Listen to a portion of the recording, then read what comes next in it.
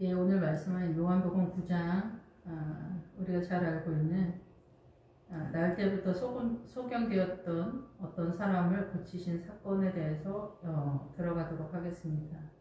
9장 1절부터 12절까지 본문 내용을 다 아시기 때문에 예수님께서 길을 가실 때 날 때부터 맹인된 사람을 보신지라. 어떤 사건이 딱 벌어진 상태죠.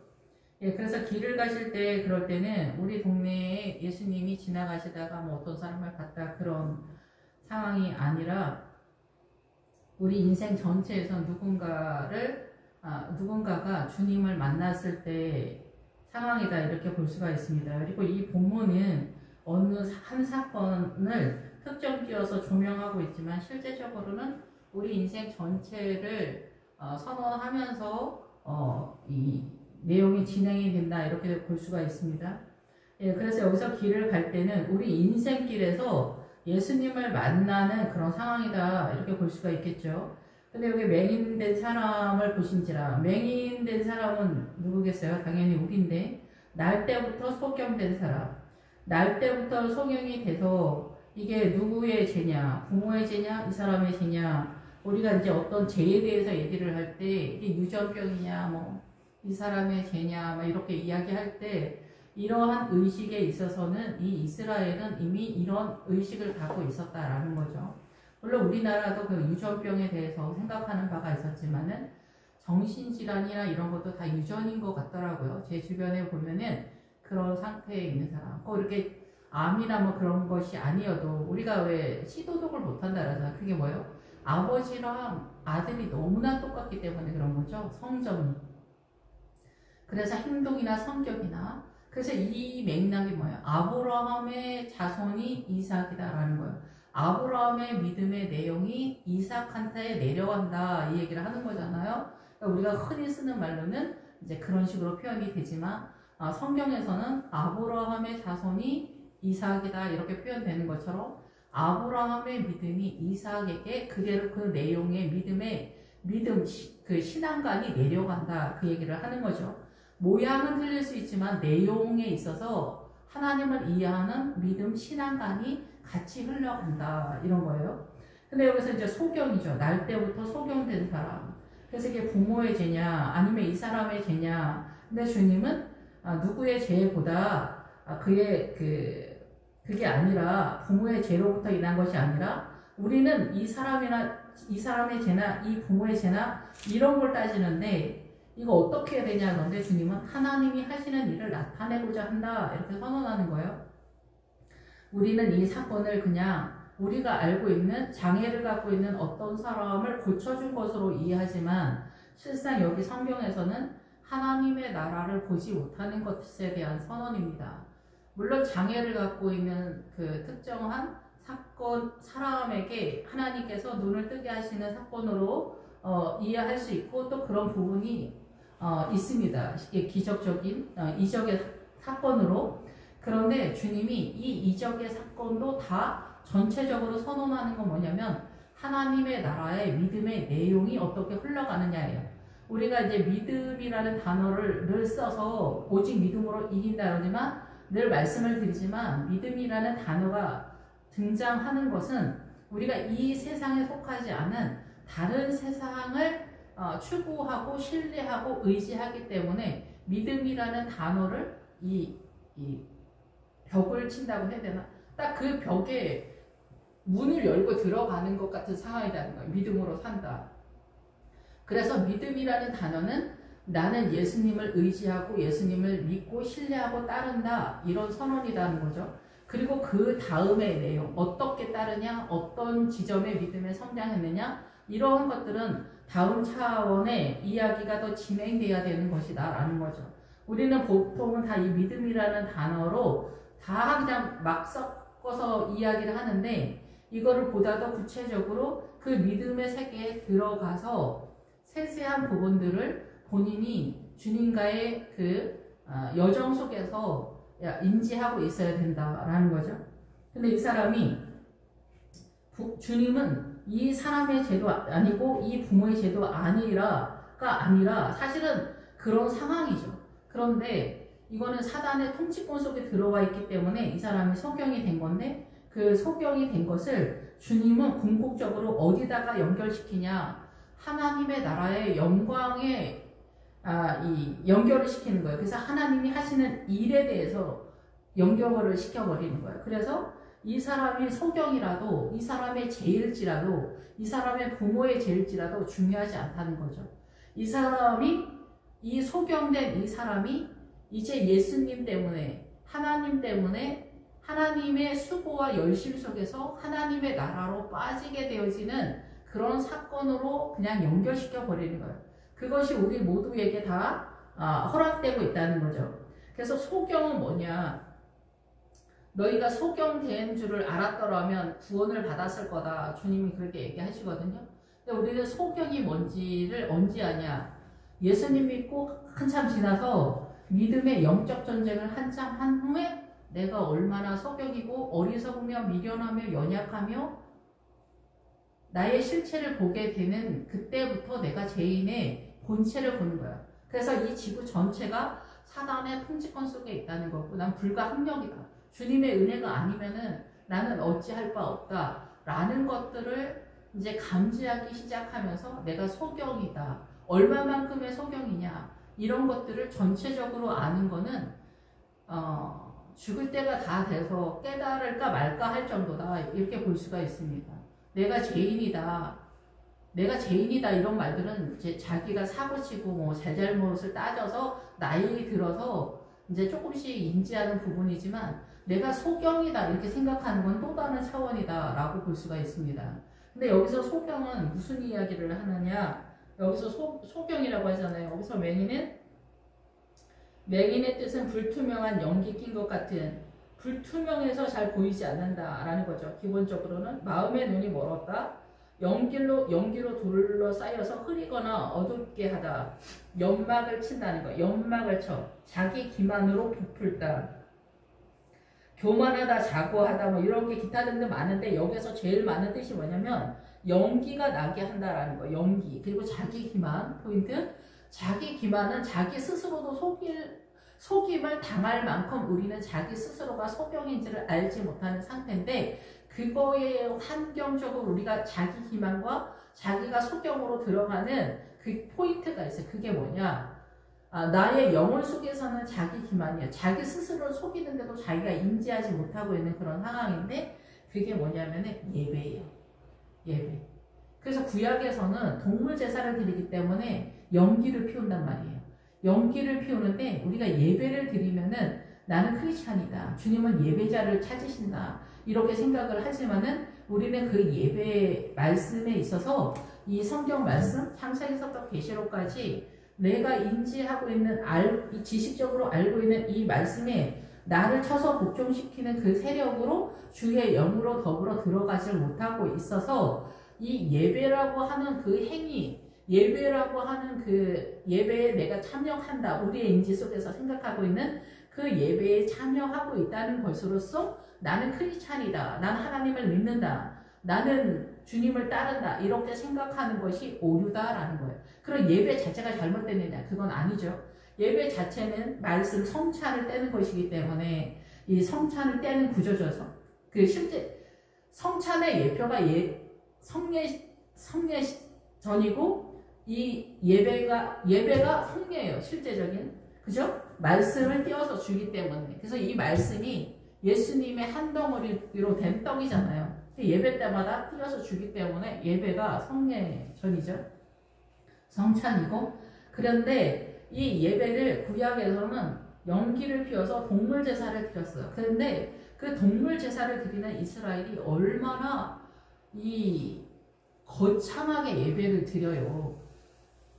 어린 양 끌어다 와야지, 양 끌어다 와야지, 1년 된 거 미리 집에 살림해서 준비를 해야지, 끌고 와야지, 그래서 뭐 이렇게 하나님께 드려야지, 잡아야지, 안수해야지, 조각 내야지, 형식에 맞춰서 해야지, 가죽 벗겨야지, 막 이런 것들을 다 하니까 너무나 힘들고 어려운 거예요. 그러니까 이것만으로도 우리는 믿음의 행위를 다 한다라고 생각을 하는 거예요.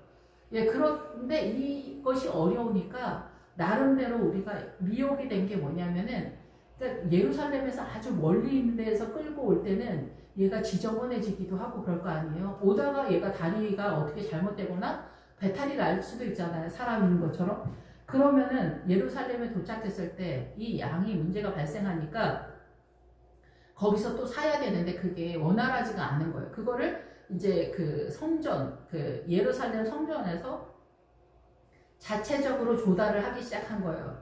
그러니까 사람들이 이제 집에서 양을 키우지 않는 거예요. 집에서 양을 키우지 않고 염소나 소를 준비하지 않는 거예요. 그러니까 어때요? 자기의 일상의 삶 속에서 양을 제물로서 양육하면서 자기의 삶에 하나님의 삶이 빠져버리는 거예요. 그냥 태평하게 있다가 그 예루살렘 성전에 갈 때 되면 돈만 준비하면 되는 거예요. 헌금만 준비하면 되는 거예요. 그래서 가서 아주 깨끗한 양을 준비하는데 이것도 또 밀리는 거야. 아, 돈이 좀 모자른다. 아, 헌금하는 거 꼭 해야 돼? 아, 11조 꼭 해야 돼? 절경도 꼭 해야 돼? 이런 식으로 밀리는 거죠. 그래서 주님은 사랑이시니까 다리 하나 전다고 해서 뭐 크게 문제 상태에서 어차피 얘네 다 뭐 다 죽이는 애들인데 계속 밀리는 거예요. 그래서 이 양이 나의 죄 때문에 하나님께 대신 죽는 건데 대신 주는 애도 쫄뚝발이를 맞는 거예요. 내 죄 때문에 들어가니까 얘가 쫄뚝발이면 안 되는 거예요. 상징적으로. 얘가 병들었으면 안 되는 거예요. 비루 먹었으면 안 되는 거예요. 그런데 주님이 원했던 거는 얘 집에서부터였던 거야. 집에서부터 너의 삶 속에서 너희들의 죄를, 이 양 한 마리를 양육하면서 너희들의 삶에 여호와 하나님에 대한 신앙으로 계속 돌아가게 하고 싶었던 거죠. 그러니까 예배에 양을 동물로 제사 드리는 거하고 내 삶과 이게 다 같이 가는 거야. 내 삶과 전체 같이 가는데 분리를 시킨 거야. 이게 어느새 우리가 밀린 거야. 잘한다고 하는 것도 없잖아. 있었겠지. 근데 오늘날도 마찬가지야. 우리가 헌금만 드리는 그런 상황이 됐잖아요. 그러니까 우리의 삶과 예배와 떨어진 거야. 이게 소돔과 고물에서 옹기점에 연기 오르듯이 하게 그게 그거예요. 예배. 그래서 소돔과 고모라는 이 세상이고 사단 나라의 대한민국, 사단 나라에 속한 대한민국이라는 나라에 예배만 열심히 드리는 거예요. 오늘 지금 이 시간에 대한민국의 모든 교회 공동체가 예배를 드리고 있겠죠. 예배를 드리는 것만으로도 내가 주일날 진짜 피곤한데 이 11시에 맞춰서 아니면 뭐 일부 예배에 맞춰서 예배를 드리러 가는 것만으로도 어마어마하다 진짜. 뿌듯해 진짜. 가슴이 웅장해지는 그런 느낌을 받는 거예요 스스로. 이게 자기 기만인 거야. 신앙에 있어서 하나님의 나라에 있어서. 그래서 연막을 친다는 거예요. 연막전 친다 그러잖아 우리가. 전쟁이 있어서 이게 우리 신앙의 전부인 것처럼 되는 거예요.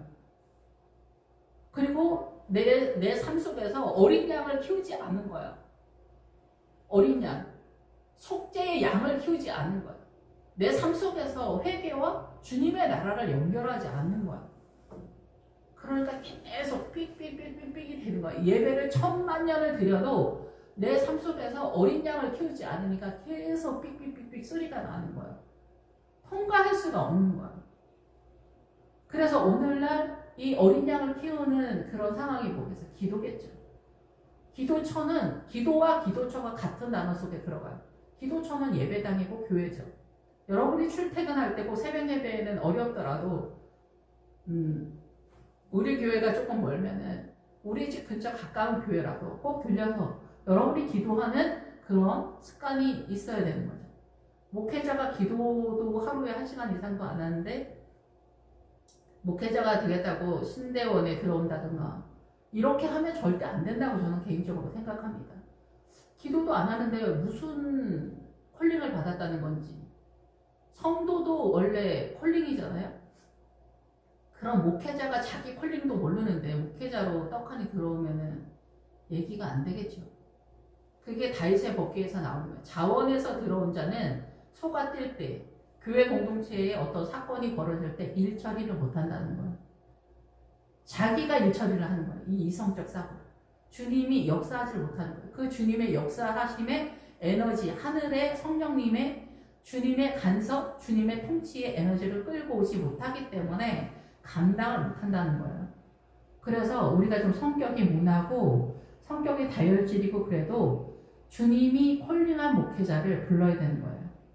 그 사람은 비상 상황에서 하나님께 궤도를 바꾸는 방향을 트는 그런 실력이 있기 때문에 그래요. 왜냐하면 그분을 주님이 불렀기 때문에 비상 상황에 그 사람은 그 목사님은 주님께 기도하는 것은 알고 있을 거다 이렇게 예상이 됩니다. 좀 옆으로 많이 갔는데 어쨌든 소경이라는 뜻은 그렇습니다. 그래서 우리는 이 소경이라는 뜻은 예배만 드리는 사람을 일컬어 소경이다 이렇게 표현을 하는 거예요. 예배만 드리고 말씀에 자기 자신을 맞추지 않는 사람이 소경인 거예요. 그리고 조금 더 확대를 하면은 기도를 잘 하지 않는 사람, 기도가 너무 어색한 사람, 이런 거죠. 아버지랑 담 쌓고 사는 아들 같은 그런 상황이 되는 거죠. 절대 아버지랑 얘기하지 않아. 이게 뭔가 문제가 있는 거죠. 그런 상황이 발생하고 있다는 거죠. 그래서 주님은 그래서 이런 소경인 이 사람을 눈을 뜨게 하기를 원하신다는 거예요. 당연히 그러죠. 우리는 다 소경이니까.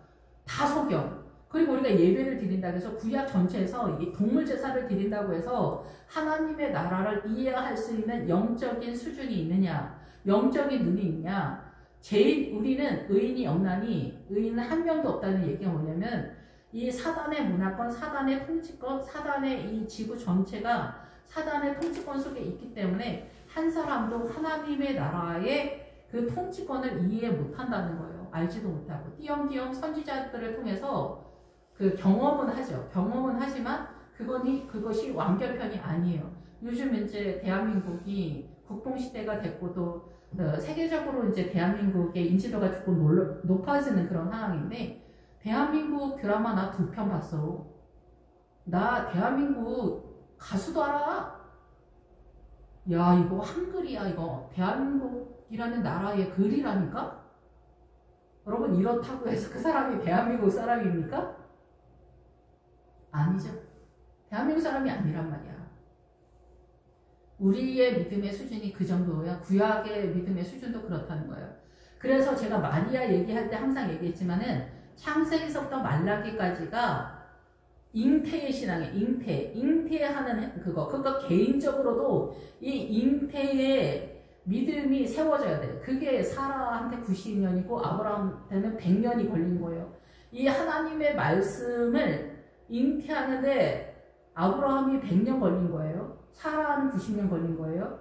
그리고 이제 이스라엘 전체적으로는 이 말씀을 세우는 것으로서의 국가적인 잉태의 개념으로서는 어때요? 우리가 이게 이스라엘한테 신세를 진 거예요. 창세기서부터 말라기까지 마리아가 이스라엘인 거고 마리아가 그 잉태를 한 거예요. 이 수태를 했다는 거예요. 믿음을 수태를 해서 주님이 탄생하는 상태, 그것을 소유한 자를 마리아라고 하는 거예요. 그 마리아의 유형의 내용이 조금씩 틀려져. 기본 키는 똑같지만. 그래서 성모 마리아, 막달라 마리아 이렇게 얘기하는 거예요. 세베대의 어머니의 마리아 뭐 이렇게 딱 얘기를 하는 거예요.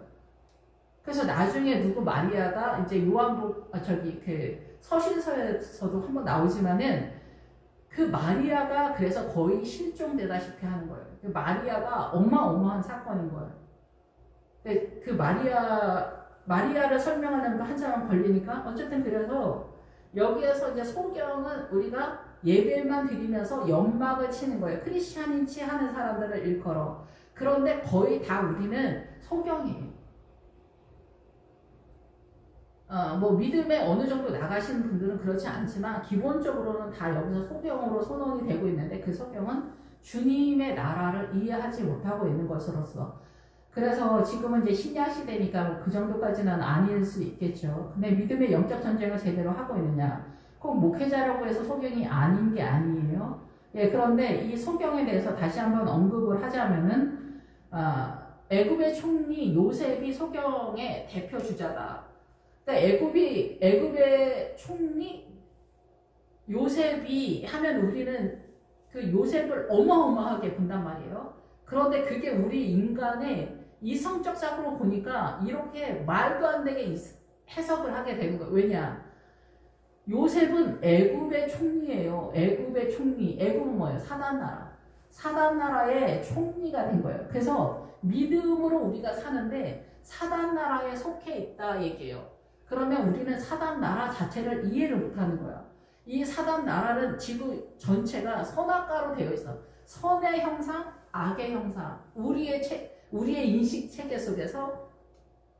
그래서 우리가 알고 있는 선의 형상은 보암직도 하고 먹음직도 하고 지혜롭게 할 만큼 탐스러워 보이는 게 선의 형상이에요. 악의 형상은 우리가 생각하는 악이에요. 근데 사단은 그렇지 않아요. 사단은 어마어마하게 고급져서 이 지구 전체와 이 공중 권세까지 하늘까지 통치하는 그런 존재이기 때문에 너무나 어마어마한 존재인 거예요. 그 고급함에 있어서, 저급함에 있어서 그러지 마. 그래서 가나안의 7족 속을 공격해 들어가는 영적 수준을 산이라고 하는 거예요. 그 산에 해당되어지는 세계에 들어가지 못하면은 어떻게 되냐? 구별을 못한다는 거예요. 그거를 구별을 못해. 그거를 보다도 이제 진도를 빼면은 그게 이 사상과 인형, 그걸 물이라고 해요. 사단의 물의 개념, 음료가 앉아있는 물, 백성과 무리와 열국과 강원. 그래서 여기에 공격을 당했다는 거예요. 그래서 애굽의 총리 그 요셉이 어때요? 사단의 통치권에서 최고의 선의 개념으로 있었다는 거예요. 예수 그리스도의 완전한 다른 통치권이 아니라. 근데 이 요셉의 아버지가 야곱이잖아. 야곱은 가나안에서 왔단 말이야. 그러니까 요셉이 거기서 이스라엘과 미디안의 상인들한테 팔렸다는데 믿음이 밀린 거예요. 얘는 원래 출신이 가나안인데 요셉이 형제들이랑 교회 공동체에서 성도들이랑 같이 이렇게 어쩌고 저쩌고 하다가 밀린 거예요. 믿음이. 자기가 옳은 거였는데 형들한테 밀린 거야. 그러니까 교회에서도 목사님이 장로님들한테 밀리거나 이런 상황이 많단 말이에요. 그리고 성도들한테 밀리면 아론의 금송아지가 되는 거예요. 성도들이 옳다라는 생각을 절대 하면 안 돼요. 성도들은 그렇게 생각할 수 있지만 목회자는 절대 밀리면 안 되는 거예요. 성도들이 옳다라고 생각하는 그 옳음의 가치관으로 만들어 놓은 것이 아론의 금송아지예요. 그들의 신앙관이 금송아지다라는 거예요. 그러니까 우리는 그래서 금으로 됐다는 거예요. 금이 믿음과 신앙관인데 금송아지다. 송아지는 일의 개념이고 배우는 개념이에요. 그러니까 이 사람들은 자기의 머릿속에 이걸 뭐라 해요? 너희는 너희의 아비 마귀에게 들은 것을 말한다는 거예요. 그러면 사단이 야 누구야 김혜경 이렇게 부르는 게 아니에요. 사단은 이미 이 지구 전체 열방 대한민국 전체를 통치하고 있기 때문에 어떻게 부르냐? 이걸 어떻게 부르냐? 대한민국은 어떻게 부르냐? 대한민국 역사와 전통에서 부르는 거예요. 제사로 부르고 그 남존 여비로 부르고 양반 쌍놈으로 부르고 돈 많은 걸로 부르고 외제 자동차, 부동산, 명예, 권세, 의사 이런 거예요. 내가 의사가 돼서 주님께 영광 돌리면은 다행이지만은 의사가 되려면은 공부를 주님이랑 뭐 같이 이렇게 어찌 교제하면서 의사 못 됩니다. 그래서 시간이라는 개념 속에 뭐가 있냐면은 둘 중에 하나다라는 거예요. 둘 중에 하나. 우리는 똑같은 이 사단의 문화권에 노출되어 있는데 여기서 하나님의 나라를 선택할 건지 사단 나라의 그 흐름을 선택할 건지 둘 중에 하나다라는 거예요. 그러니까 부모님들이 뭐라 그래요? 집사님, 권사님, 장로님들이 자식들을 양육할 때 지금은 공부할 때니까 나중에 청년 되면 가라. 청년 되면 너 이제 직장에 나가니까 당분간 공부, 직장 취업하는 것만 준비하고 결혼해서 가라. 결혼을 하고 나면 더 엄청난 것들이 더 몰려오는 거예요. 그래서 어때요? 그거를 주님이 듣고 계신다는 거예요. 그것이 아브라함의 믿음이 이삭한테 내려가야 되는데 이 아버지 엄마가 그런 식으로 말하는 발언하는 그런 방향을 틀어버리는 것들이 이 자식한테 동일하게 믿음으로 가는 거예요. 아시겠어요? 여러분의 삶 속에서 어린 양을 집에서 양육하지 않는 그 태도가 여러분의 삶 속에 여러분의 자녀들을 아브라함의 후손이 못 되도록 누가 양육을 하냐? 엄마, 아버지들이 그렇게 하는 거야. 야, 헌금 왜 이렇게 많이 해? 적당히 해. 너 왜 이렇게 극성을 떨어? 유난을 떨어? 이렇게 하는 거야. 누가? 엄마, 아빠가 세상 똑똑하게 살아, 이놈아. 이렇게 똑똑하게 살아. 세상에 맞추는 거예요. 그러니까 둘 중에 하나다. 둘 중에 하나. 시간의 때에 있어서 하나님의 나라를 선택할 건가 이게 늘 헷갈리는 부분이기도 하죠. 우리가 이게 딱 떨어지는 부분이 아닌 거죠. 우리는 세상에서. 그래서 이 세상은 다 아우성인 거예요. 나를 부르는 소리, 사단이 부르는 소리. 야, 너 머리 스타일 그게 뭐냐? 너 좀 자기 관리 좀 해. 다이어트 하지 말라는 게 아니야. 아시겠죠? 다 맥락이. 의사를 꼭 하지 말라는 것도 아니에요. 그런데 나는 의사를 해야겠다고 하면은 주님과 벗어나서 거의 대부분 공부에 올인해야 돼요. 제가 옛날에 고등학교 걔네 엄마가 이제 전도사님이라서 이제 성경 공부를 저한테 부탁을 했어요. 오래 하지는 못했는데 걔는 전교 1등이에요. 그래서 이게 길에 걸어 다녀도 책을 들고 다녀요. 시간이 없다는 거죠. 그리고 자기는 뭐 특별히 잘하는 게 또 없대요. 전교 1등이 그런 소리 하니 우리는 진짜 어이가 없죠. 근데 그런 애들도 있긴 있어요. 그런데 거의 대부분은 어때요? 세상에다 포인트를 다 맞춰버린다는 거예요. 그러니까 요셉의 맥락은 그거랑 약간 틀린데 제가 이 설명을 한 것은 아브라함의 자손이 이삭이다라는 맥락이에요. 그래서 여러분의 일상의 삶 속에 나의 발언들이 내 자녀의 그 지정의가 성립이 되는 거예요. 이 인성의 믿음관이 성립이 되는 거예요. 그게 흘러가는 거예요. 그러니까 여러분이 여러분의 자녀를 믿음으로 어떻게 훈육하는지 너무 잘 알고 있죠.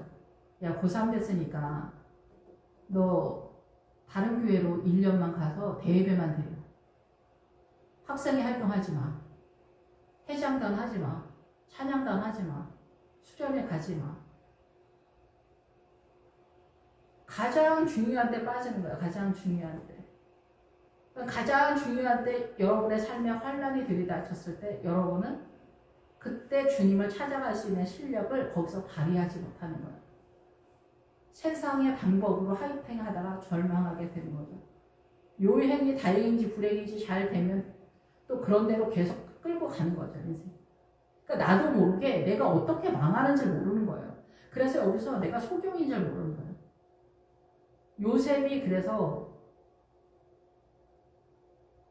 요셉이 거기서 그러니까 보디발의 안에 이런 사건들도 다 사단 나라에서 믿음의 액션에 대한 얘기를 하는 거예요. 믿음을 지켜내는. 근데 이 사람의 사고의 전체적인 하나님의 나라가 열리지 않았다는 거예요. 그래서 계시록에서는 이 똑같은 말씀이지만 각 구약의 성경관에 대해서 감추었던 만나다 이렇게 선언하는 거예요. 왜 그래요? 깨달을 수가 없었다. 여러분 법궤가 지성소 안에 더 안에 들어가 있는 게 지성소잖아요. 그 지성소 안에 뭐가 있어요? 법궤가 있죠. 그 법궤를 천사가 지키고 있다는 거예요. 그것도 대제사장이 1년에 한 번씩 들어가는데 대제사장이 1년에 한 번 들어가는 그 법궤를 천사가 지키고 있어요. 대제사장이 1년에 한 번 들어가서 깨달은 분량이 구약이다. 이 구약의 이스라엘 사람들은 성경을 본인들이 세우는 그 일에 동참이 됐지만 이 일이 어떻게 돌아가는지 모르는 거예요. 노가다 하시는 분들이 막노동 하시는 분들이 건축하는 일에 동원되지만 이 건물이 어떻게 지어지는지 본인들이 모르잖아요. 자기가 페인트 칠했으면 페인트 그것만 알고 벽도 올렸으면 그것만 알잖아. 그렇지 않아요? 부분적으로만 알지 전체는 누가 알아? 건축자는 주님이라는 거예요. 그래서 그 건물을 세운 사람이 알겠지. 그런 식이라는 거예요. 어쨌든 이쪽 저쪽으로 제가 설명을 좀 포괄적으로 하는 것 같긴 한데 지금 소경을 설명하고 있는 거예요. 요셉도 소경에 들어가 있다라는 거예요. 그러니까 우리가 어떤 소경인지 인지가 되시는지 모르겠네요. 애굽의 총리 요셉도 소경 속에 들어가 있다는 거예요. 왜? 가나안에 못 들어갔기 때문에. 가나안의 7 족속은 여호수아의 떡하니 다 나와 있어요. 그냥 7 족속이다 딱 그렇게 나온 게 아니에요. 늘 말씀을 드리지만 가나안의 7 족속 중에서 아모리 족속은 7성읍 7왕으로 되어 있어요. 그 7성읍에 성읍 이름도 나와 있고 그 왕들의 이름도 나와 있어요. 미디안은 9 방백으로 되어 있어요. 블레셋은 5 성읍으로 되어 있어요. 에돔과 모압과 암몬 얘네는 어떤 족속들을 얘기하는 게 아니에요. 우리의 신앙 간의 치우침에 대한 얘기를 하는 거예요. 믿음 없는 사람들을 얘기하는 게 아니에요. 여기를 더 뛰어넘는 거예요. 여기를 완전히 뛰어넘는 게 가나안의 7 족속 사단의 그 고급한 보암직도 않고 먹음직도 또 하고 지혜롭게 할 만큼 탐스러워 보이는 그 세계를 깨닫는 세계를 얘기하는 거예요. 그러니까 어때? 오늘날 마지막에 우리가 이 공격당하는 게 뭐냐? 이 사상과 이념. 그게 음녀가 앉아있는 물의 세력이라는 거예요. 문화와 전통, 사상과 이념, 신념, 가치가 얘기하는 거예요. 사상. 그래서 지혜롭게 할 만큼 탐스럽기도 한 그 지혜롭게가 뭐냐? 이지적이다. 신중하고 이지적이고 관찰하고요. 사단이 여러분 지혜를 가지고 들어온다는 거. 사상과 이념에 고급하고 군자가 도를 따라가는 그 도와 같은. 그래서 제가 민주당은 문제라는 거예요. 미혹이라는 거예요. 우파는 아무것도 아니야. 가치가 있는 건 아니에요. 보편적 죄인이죠, 우파는. 민주당은 좌파. 거기에 뭐가 있어요? 사회주의가 있는 거고 공산당이 있는 거예요. 그거를 이해를 못하는 거예요, 크리스천들. 왜 그래요? 미혹이 됐기 때문에. 뭐 신천지만 미혹이 아니에요. 신천지 미혹이라고 그렇게 말을 해도 굳이 꾸역꾸역 거기를 들어가. 구원파 아니라고 해도 꾸역꾸역 거기 들어가. 다락방 아니라고 해도 꾸역꾸역 들어가. 그럼 얘기를 할 수가 없는 거. 거기까지는 우리가 손을 못 대. 우리는 주님도 아니지만은 멀쩡한 사람도 물론 거기서 주님이 꺼내오는 사람도 있어. 그렇지만 이 사람이 여기 나왔다고 해도 이 사람 머릿속에 뭐가 있어요? 신천지가 그대로 있는 거고 다락방이 그대로 있는 거고 무슬림이 그대로 있는 거야. 무슬림이 오늘 교회 나왔다고 이 사람이 크리스찬이 됐다. 할렐루야 아멘. 천국문이 열렸습니다가 아닙니다. 무슬림도 그 신천지만큼이나 공산당 사회주의만큼이나 입만 벌리면 거짓말을 잘해. 그래서 어때요? 신천지도 그렇지만 거짓말이 무한대요. 무슬림도 마찬가지예요. 무슬림은 똑같은 하나님이라고 하면서 교회에 들어와요. 나 오늘부터 예수님 믿겠다 이렇게 얘기해요. 우리가 믿는 하나님이랑 여기서 믿는 하나님이랑 동일하다. 어때? 그런 거 같습니까? 여러분 우리만 바보예요. 우리만 바보예요. 사단에 속한 얘네들은 날아다닙니다. 날아다녀 진짜. 우리만 바본 거예요. 우리만 못 알아듣는 거야. 여기를 다시 빼내온다는 것은 거의 불가능할 정도다. 그만큼 어렵다는 거예요. 어렵다. 우리 딸이 신천지 다니다가 뭐 5년, 6년, 7년 다니다가 이제 돌아왔다. 얘가 돌아온 건지 아니면 또다시 파수꾼으로 다른 교회로 이전을 했는지 엄마 아버지를 속이는지 그건 아무도 몰라. 주님밖에 모른다는 거예요.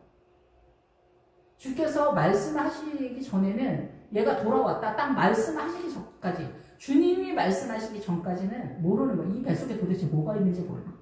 제가 그런 신천지 사람들을 무수하게 봤거든요. 세상이 이렇게 만만한 게 아닙니다. 사단이 뭐 놀고 먹는 게 아닙니다. 사단은 분주합니다. 그래서 우리는 이 소경을 깨닫는 게 불가능할 정도로 캐치가 안 되는, 잡히지가 않는 거예요. 우리가 알고 있는 모든 게 소경이니까. 모든 게 사단의 움직임이니까. 가나안의 7 족속은 상상을 못하는 거죠. 늘 말씀을 드리지만 그래서 가나안의 아모리 족속도 예루살렘을 쓰고 예루살렘의 왕 아도니 세덱을 쓴단 말이에요. 공의라는 뜻이에요.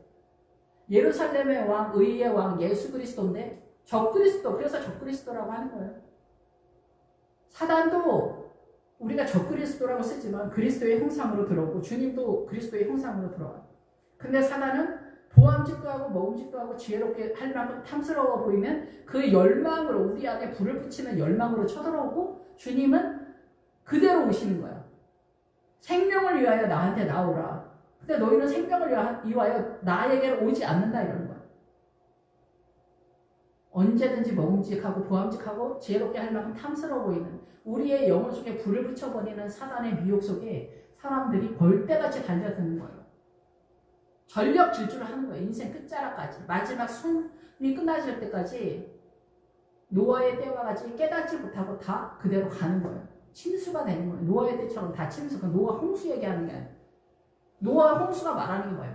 이 사단의 사고에 다 그렇게 매몰됐다는 거예요. 다 침수됐다는 거예요. 소돔과 고모라도 침수가 됐다는 거예요. 뜻이.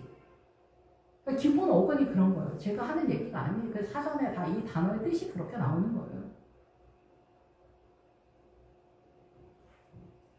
예, 그래서 이제 하나님의 나라로 주님이 드러내고자 한다. 하나님의 나라로 일이 드러나도록 하려고 한다. 하나님의 나라의 노력과 수고와 행위가 되도록 이제 하려고 한다는 거예요. 이 소경들을 데리고. 그럼 이 소경은 전체적인 이 세상 모든 사람을 소경으로 일컬어 얘기하냐. 그런 거는 좀 아닙니다. 약간 다릅니다. 그게 이제 이 뒤에서 좀 나오는데, 때가 아직 낮으면 나를 보내신 이의 일을 우리가 하여야 하리라. 밤이 오리니 그때는 아무도 일할 수 없다. 낮은 예수님에게 속한 거고 밤은 사단에게 속한 것인데, 상징적으로 여기에서의 맥락은 예수님이 십자가에 돌아가시기 바로 전까지가 낮이라고 보는 거죠. 그리고 주님이 부활하신 그때서부터는 밤인 거예요. 왜 그럴까요? 지금도 밤이에요. 왜 그럴까요? 주님이 보이지 않기 때문에. 그래서 우리는 주님의 나라는 믿음이라는 단어를 통해서 통로를 타고 들어가는 거예요. 믿음이라는 단어를 쓰는 거예요. 그래서 이 담은 뭐예요? 지금 여기 다 사단의 나라예요. 예수님을 이성적 사고로 인지하지 못하는 세계예요. 이 지구 전체는. 그래서 물과 성령으로 거듭나지 않으면 우리가 예수님을 믿고 천년을 예배를 드려도 주님을 감지할 수 없는 거예요. 그것은 구약 전체가 선언하고 있는 거예요. 나 한국 영화 3편 봤다니까? 나 BTS도 알아. 야, 이거 한글 아니야, 한글. 이거 히브리어 아니야, 히브리어. 이게 구약 사람들이에요. 그래서 율법은 어디가?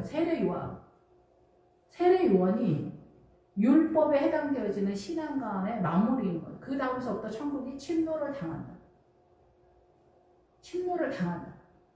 우리가 거기에 뛰는 거예요. 거기서 뛰는 거예요.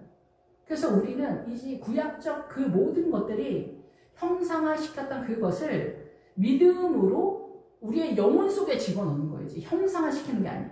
근데 지금도 이스라엘의 마지막이다 이러면서 붉은 황소 해서 제사를 지낸다 막 그런 얘기 하잖아요. 그게 정상이 아니라고 본다는 거죠. 저는 그게 마지막 때 이스라엘이 일단 저는 겉으로 볼 때는 아니다라고 이렇게 생각이 됩니다. 예, 그래서 여기서 밤은 그렇다는 거예요. 밤은 우리의 그 성령님이 아니고 믿음의 세계가 아닌 일반적인 우리의 이성적 사고 속에서는 다 밤인 거예요. 그때는 너희들이 아무리 수고하고 애쓰고 희생하고 헌신해도 하나님의 나라 쪽으로 계산이 안 되는 거예요. 성경에 다 거지, 소경, 음란한 여자 다 누구예요? 우리 얘기하는 거예요. 우리 사단한테 이렇게 하는데 왜 소경이고 우리의 실체에 대한 얘기인 거고 거지가 좋은 거예요. 거지. 왜 거지가 좋냐? 여기도 거지잖아요. 거지는 주님께 계속해서 구하는 사람이라는 뜻이에요. 거지가 그러잖아요. 기부금을 구하다. 나 좀 도와주세요. 지치지 않고 구하는 사람을 거지라고 해요. 그래서 여기서 앉아있는 사람이 안순뱅이를 말하는 게 아니에요. 믿음의 남은 자를 얘기하는 거예요. 믿음의 남은 자. 끝까지 버텨내는 자. 어떻게 해도 주님 앞에 시험 들지 않는 거예요. 주님의 선하심을 신뢰하고 믿으면서 구하는 자가 거지인 거예요.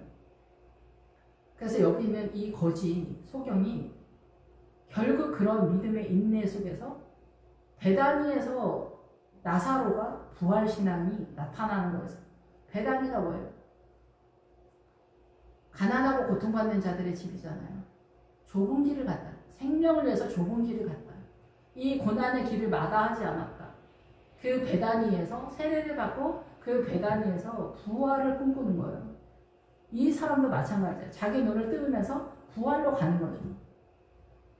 11장 거지 나사로에서는 부활을 중심으로 주님이 선언하지만 여기에서는 소경을 중심으로 하기 때문에 그래요.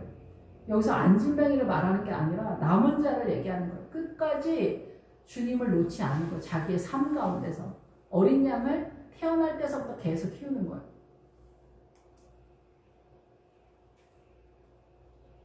예, 그래서 이 세상에 있는 동안에 세상의 빛이다. 믿음으로만 보는 거예요. 그리고 믿음으로만 말씀을 깨달을 수 있는 거예요. 그냥 믿음으로만 이 말씀이 어떻게 돌아가는지 볼 수 있는 거예요. 그래서 구약의 신앙관 세족식이 나오잖아요. 그 세족식이 주님이 뭐 제자들 발 닦아주는 얘기를 하는 게 아닙니다. 구약적 신앙관을 닦아버리라 얘기를 하는 거예요. 구약적 신앙관. 그래서 베드로에게 네가 지금은 이걸 깨닫지 못하지만 나중에는 깨닫게 되리라. 구약적 신앙관도 없는 사람은 허다합니다. 신약적, 우리는 예수님을 믿으니까 난 신약적 신앙관을 가졌다. 천만의 말씀이에요. 남존 여기를 믿음 안에서 깨닫는 일을 구경을 못했어. 평등에도 올라오지 못했어. 우리는 이 문화와 전통에서 다 남자 중심으로 돌아가잖아요. 이 시스템과 문화와 이 구성이나 이 환경이나 이게 다. 이게 남존여비. 그럼 삶 속에서 주중의 관계를 딱 하잖아요. 남편이 연하여도 부인들은 남편한테 존대를 쓴단 말이에요. 근데 남편들은 어때요? 권위를 세운다고 아내한테 하대를 한다는 거죠. 이런 것들이 예를 들어 설명하는 건데 존댓말을 쓰든 뭐 반말을 쓰든 간에 내용적인 면에 있어서 아내를 인격적 발언권자로 선언하지 않기 때문에 아내가 말할 때 말대꾸다 이렇게 얘기하는 거예요. 옛날 어른들 그거 그대로 가고 있단 말이죠. 그래서 우리는 신앙 안에서 그냥 구약에 있는 거예요. 구약은 뭐예요? 사단의 통치권이 그대로 있는 거예요. 요셉이 애굽의 총리인 것 같은 상태인 거예요. 하나님을 믿는데 여호와 하나님을 믿는데 이스라엘 전체가 애굽의 총리인 요셉의 신앙관처럼 갇혀있다라는 거죠. 거기서 못 나오는 거예요. 우리의 신앙이 얼마나 하나님의 나라를 이해하지 못하는가는 우리의 삶 구석구석에서 이렇게 소경된 것을 증명하고 있다는 거예요. 우리만 모르는 거예요. 우리만. 네, 그래서 이 말씀을 하시고 땅에 침을 뱉어서 진흙을 이겨 그의 눈에 바르셨다. 이거는 이제 그 맥락에서는 이 맥락인데 이 뜻에 있어서 제가 깨닫기는 그렇습니다. 제가 깨닫기는 땅이라고 하는 단어가 여기에서는 이 일반적인 땅이라는 단어가 아니라 좀 다른 단어인데 여기에서 땅은 지면을 향하여서 엎어진 그 땅에 갈라진 틈을 입을 크게 벌려서 지나갈 수 없는 공간, 지나갈 수 없는 간격, 구렁에 뻐끔이 벌려진 구멍, 깊이 갈라진 틈만 뭐 이런 뜻이에요. 이 얘기는 뭐냐 종합적으로 하면은 뭐냐면은 제가 가끔 제가 어쩌다 얘기할 때가 있는데 전도사 시절에 주님이 제가 이제 갈릴리 바다에서 주님을 만났는데 꿈에 그 갈릴리 바다 너 여기 갈릴리로 올 수 있겠냐 그 얘기를 하시는 거예요. 그때만 해도 갈릴리가 무슨 뜻인지도 몰랐고 갈릴리로 가야 된다는 것조차도 알지를 못했었죠. 그런데 이제 15년이 지나고 나서야 제가 이제 그 갈릴리가 뭐고 갈릴리로 반드시 가야 되고 그것이 부활을 말하고 있다는 걸 알게 됐죠. 근데 그때 주님이 너 여기로 올 수 있겠냐 이렇게 얘기하셨어요. 그런데 제가 이제 가려고 했더니 저희 교회 지하 1층, 지하 2층이 있는데 지하 1층, 지하 2층을 넘어서 내려가면은 동굴이 있는 거예요. 땅굴이 있는 거예요. 땅굴을 지나서 가는데 땅굴이 처음에는 되게 넓더라고요. 근데 가면 갈수록 나중에는 이렇게 됐어요. 땅굴의 구멍이. 그래서 제가 이거 못 가겠는데? 안 되겠다. 나는 안 되겠다. 나 안 되겠다. 진짜 그렇게 생각을 했어요. 그 꿈은 그렇게 끝났어요. 근데 지금에 와서 보면은 그게 이 말이에요. 그게 뭐냐면은 이 땅의 세력으로서는 하나님의 나라로서 벌릴 수 없다는 거예요. 틈을 벌릴 수 없다. 그거를 주님이 이 땅에 침을 뱉어서 벌린다는 거예요. 그래서 새로운 이 땅에 주님이 땅에 침을 뱉어서 진흙을 이겨 새로운 존재를 만든다. 새로운 존재. 그러니까 새로운 존재를 만들어서 그의 눈에 바르시고 그러니까 이거는 종합적으로 제가 깨닫기는 이렇습니다. 그게 뭐냐면 이 땅에 주님이 침을 뱉어서 확장을 시킨다는 거. 침을 뱉어의 기본 어근은 확장의 개념이에요.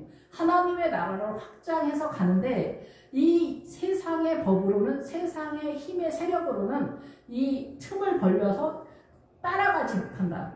그 길이 세상에 사단의 문화권에는 없는데 주님이 흙을 만들어서 눈에 바른다.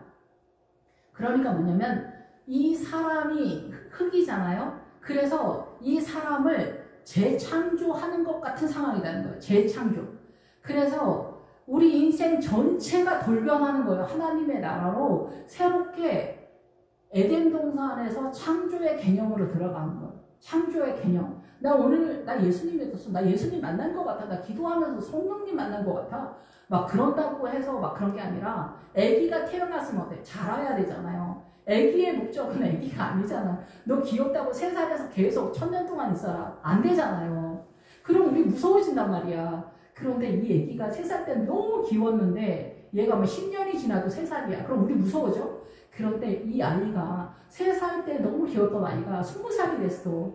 그러면 너무 멋있다. 너 진짜 너무 멋있어졌다. 진짜 어떻게 된 거야? 이렇게 된 거라는 거야. 아시죠? 하나님의 나라가 그렇게 된 거. 너 어떻게 이렇게 멋있게 됐어? 막 이렇게 되는 거야. 하나님의 나라가. 주님이 우리한테 그렇게 소망을 가지는 거야. 무엇으로? 예수님의 이름으로. 예수님의 이름으로 사람을 다시 재창조한다는 거예요. 그래서 여러분 세베대의 아들 야고보와 요한이 있잖아요. 그 세베대의 뜻이 뭔지 아세요? 예, 세베대의 뜻이 결혼 지창금이라는 뜻이에요. 선물, 수여하다, 견디다, 주다. 결혼 지창금. 결혼 지창금. 예, 그래서 실로암 못 얘기할 때 얘기하려고 했는데 침을 뱉어서 진흙을 이겨서 그의 눈에 바르시고, 그러니까 하나님의 나라를 확장시키는 거예요. 그래서 여기 맥락은 뭐냐면 십자가로 새로 바뀌다는 거예요. 바뀌어가지고 결혼 지창금이 뭐냐? 예수님이 결혼 지창금이에요. 그 예수님을 결혼 지창금으로 신부의 믿음으로 가지려면은, 그래서 예수님의 12제자는 예수님의 기본 신앙관을 얘기하는 거예요. 그래서 새 예루살렘의 기초석이 예수님의 12제자 이름이에요. 그냥 동네 이름이 아니에요. 그래서 결혼 지창금이고, 이 결혼 지창금을 준비하는 데는 견디다라는 거예요. 그리고 주님이 수여해져야 된다. 주님이 세운다. 그런 뜻이죠. 그래서 여기서는 주님이 주님의 나라를 확장시키기 위해서 이 땅의 그 세력으로는, 땅의 그 구조로는 통과할 수 없는 새로운 하나님의 나라의 문을 여는데 진흙을 이겨서 사람을 또다시 창조하는 것 같이 만들어서 그의 눈에 바르시고가 나오면은 성령의 기름을 붓다 이런 뜻이 있습니다. 주님의 나라가 성령님에 의해서 접촉이 돼야 된다는 거예요. 그래서 방언의 은사를 받거나 이런 사람들, 이렇게 성도님들이 많아도 방언의 은사를 받고 이렇게 하시는 분들이랑 얘기를 하면은 듣는 게 틀린 게 딱 티가 나요. 딱 스며 들어가는 게 보이거든요. 근데 아무리 훌륭하고 멀쩡해도 이성적인 사람이 있어. 주님의 성령님의 그런 경험들이 별로 없으면 그런 거예요. 그런 사람들을 우리가 애서다라고도 볼 수가 있어요. 애서가 털이 많다는 거는 집전 능력이 뛰어나다는 거죠. 사고. 우리가 정말 원하는 아들은 애서인 거예요. 그래서 이삭도 미혹이 된 거예요. 우리 그러잖아요. 저도 똑똑하고 막 이랬으면 좋겠다 이런 생각 많이 했는데 그게 미혹이에요. 미혹. 자기를 북돋아서 더욱더 높이고자 하는 열망. 거기에 딱 맞는 아들이 에서인 거예요.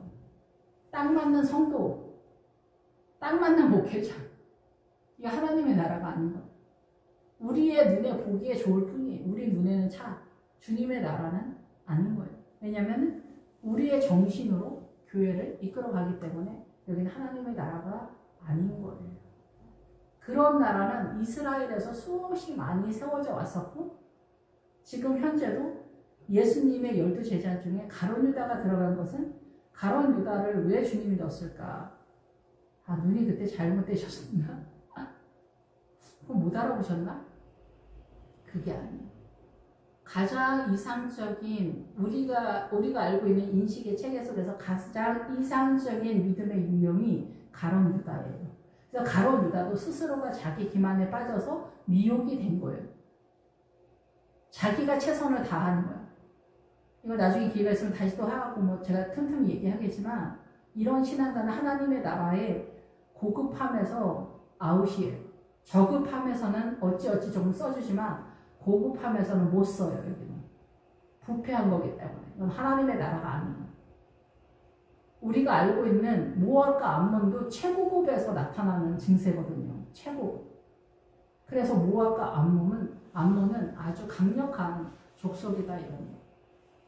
그들의 고급함이 너무나 고급하기 때문에 우리가 가나안의 7 족속을 깨뚫어 보거나 가나안의 7 족속의 사단의 공격을 깨닫지 못하면 다 미혹이 되는 거예요. 우리의 소망은 구원이잖아요. 구원은 뭔 것 같아요?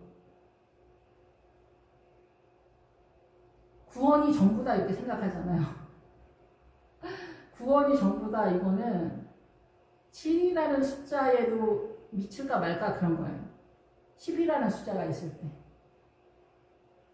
네, 설명을 하려면 늘 뭐든지 다 시간이 많이 걸려서 거기까지만 하겠습니다. 어쨌든 그래서 침을 뱉어서 진흙을 껴 그의 눈에 바르셨다는 것은 이 세상에 있는 크리스찬들에게 이제 이 세상의 법으로가 아닌 하나님의 나라를 확정하는 개념으로 주님이 또 다른 흙을 만들어서 그의 눈에 성령의 기름을 붓는다 이런 뜻이에요.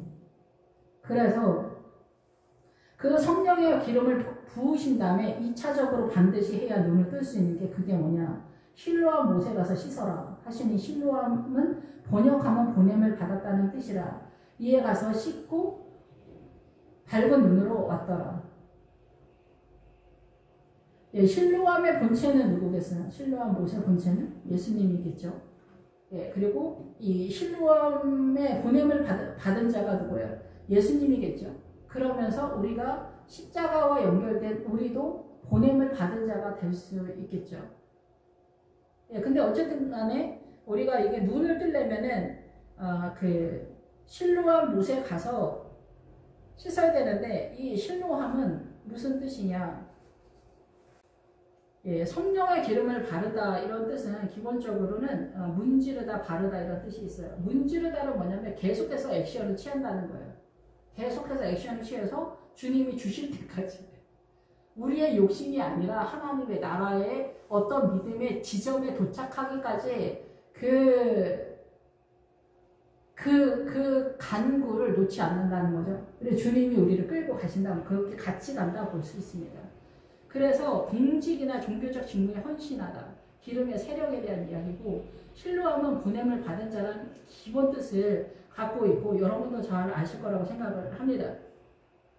그러면 이 보냄을 받은 자라는 이 실로암, 예, 이 실로암 못은 보냄을 받은 그곳에 못이 있는 거잖아요.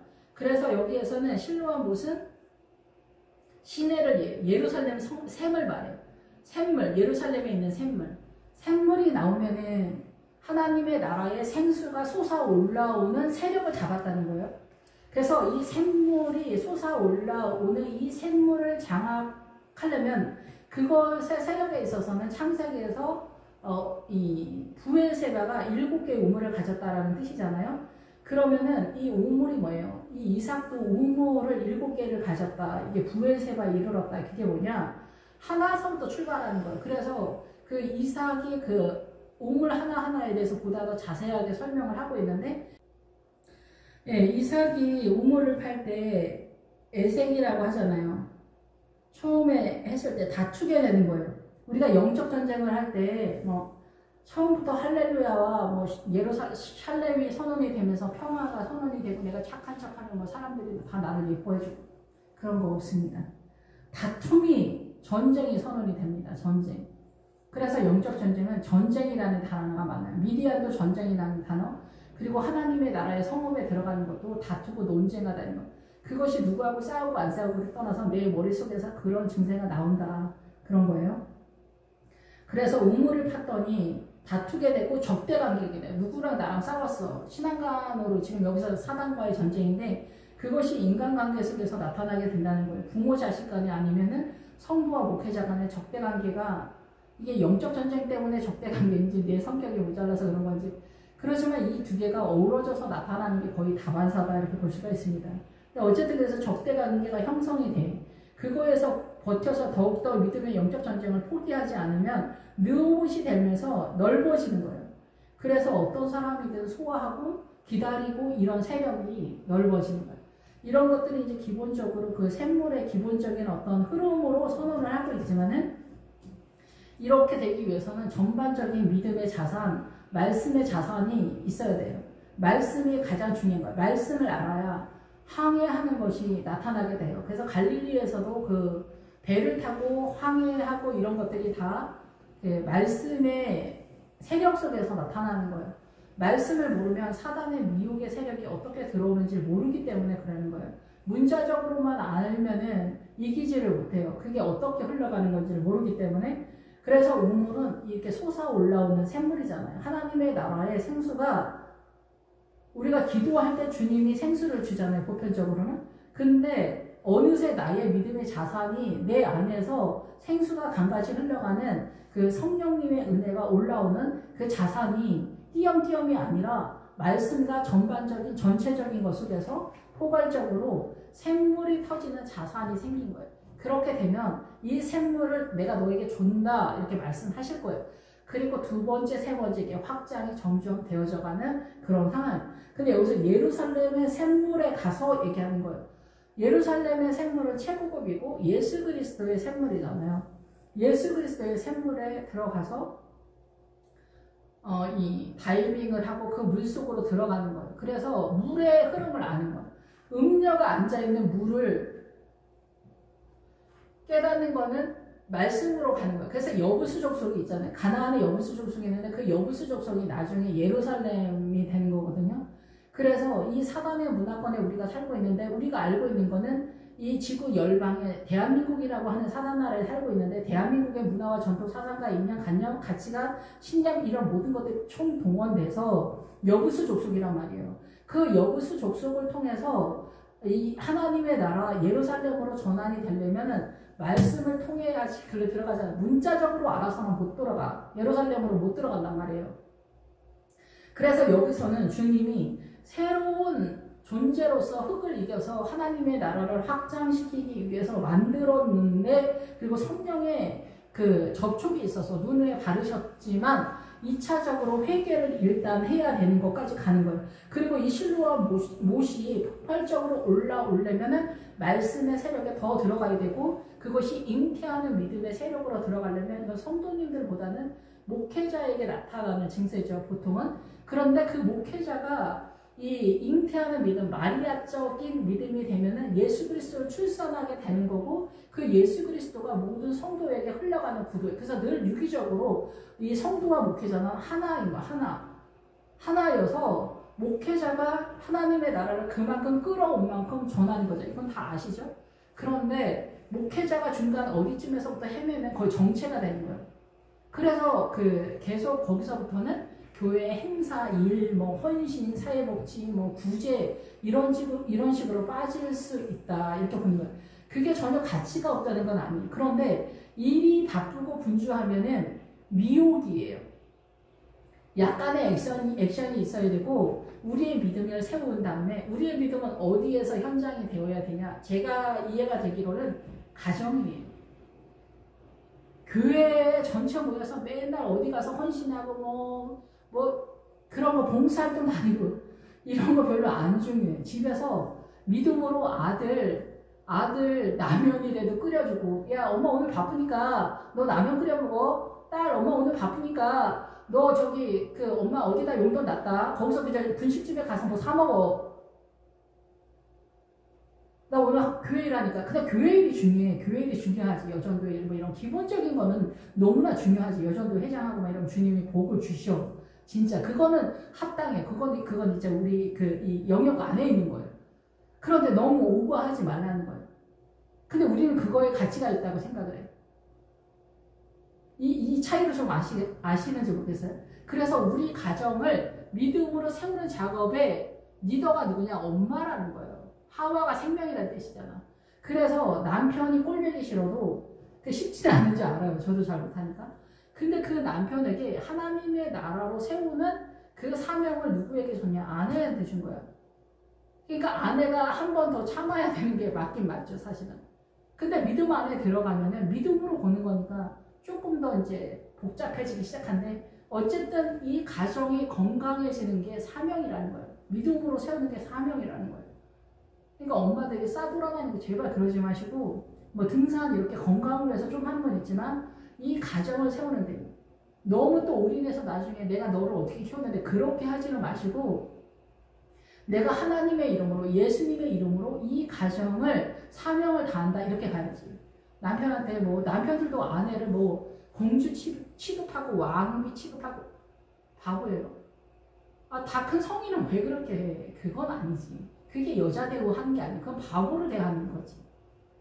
아, 근데 그렇게 해줄 수는 있어. 그렇게 해줄 수는 있는데 여자가 바보가 아니란 말이에요.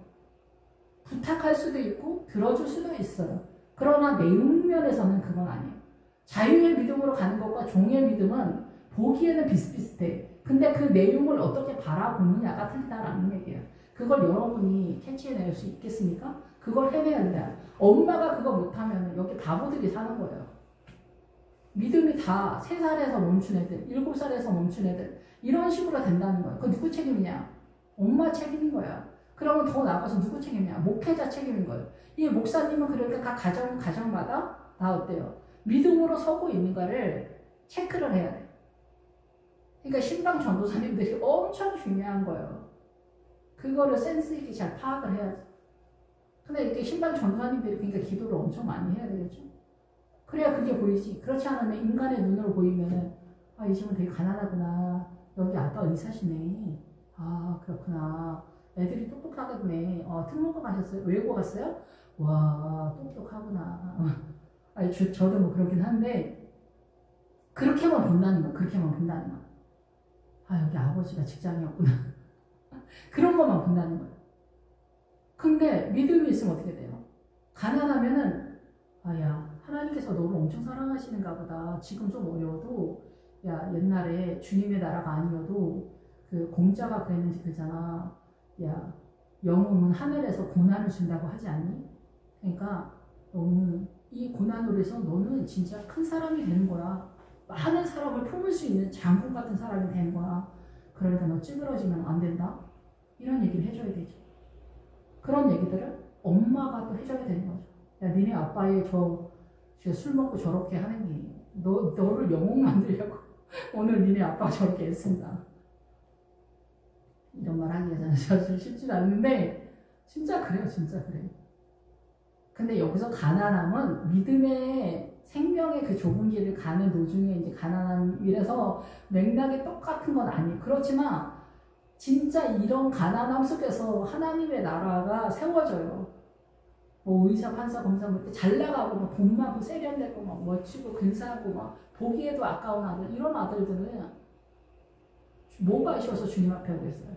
그러니까 고난이 없으면 자기가 왜 죄인인지를 깨달을 수가 없는 거예요. 고난이 와야 찌그러지고 처박히면서 주님 저한테 왜 이러세요? 이러면서 내가 뭐가 문제지? 지혜로운 사람은 가다가 넘어져도 도를 깨닫는다는 거 아닙니까? 전혀 딴 나라가 되는 거예요. 같은 상황인데 뱃속은 전혀 다른 하나님의 나라가 흘러갈 수 있는 건데 그걸 어떻게 캐치해낼 수 있냐는 거죠. 그러면 더 좋은 상태에서도 하나님 더 잘 믿는 사람들도 또 있어요. 근데 우리가 보통은 그런 상황이 아니기 때문에 열악한 상황에서 가는 거죠. 예, 그래서 이 실로암 못에 가서 회개하고 속량의 은혜를 받았다는 거, 속량의 은혜를 받아서 눈으로 보게 됐다는 거죠. 실로암 못에 가서. 그래서 이 실로암 못은 예루살렘의 못이니까 2차적으로 전체적인 것에서 우리가 진흙으로 이겨 새로운 존재로 예수 그리스도의 이름으로 새로운 피조물이 돼서 등장하는 신이 이 소경에서 거듭나는 상황이다. 이 소경의 이름으로 선언하고 있다. 이렇게 볼 수가 있습니다. 오늘 여기까지 하겠습니다. 할렐루야. 주님 감사합니다. 늘 부족하고 연약합니다. 우리는 우리가 소경인 것을 깨닫는 것이 굉장히 어려운 게 아니라 불가능합니다. 오직 주님으로만 가능합니다. 그리고 주님을 따라가는 것도 불가능합니다. 이 세상의 법으로, 이 세상의 길로 알 수 없기 때문에 우리가 십자가의 그 길도 알지 못할 뿐더러 부활의 신앙에 도달하기까지도 부활의 여정을 알지 못합니다. 예, 그래서 우리는 모르는 소리들을 많이 하게 됩니다. 주님 불쌍히 여겨 주시옵소서. 오직 주님의 은혜로만 가능한 불가능한 이 길을 갈 수 있도록 주님이 이끌어 주시고 우리 눈에 성령의 기름을 발라 주시옵소서. 실로암 못에서 우리의 죄를 씻고 성령의 은혜를 받으며 주님께 나아가는 갈릴리로 도착하고 갈릴리 바다를 깨달을 수 있는 저희들로 인도하여 주시옵소서. 주님 감사드립니다. 예수님의 이름으로 기도했습니다. 아멘.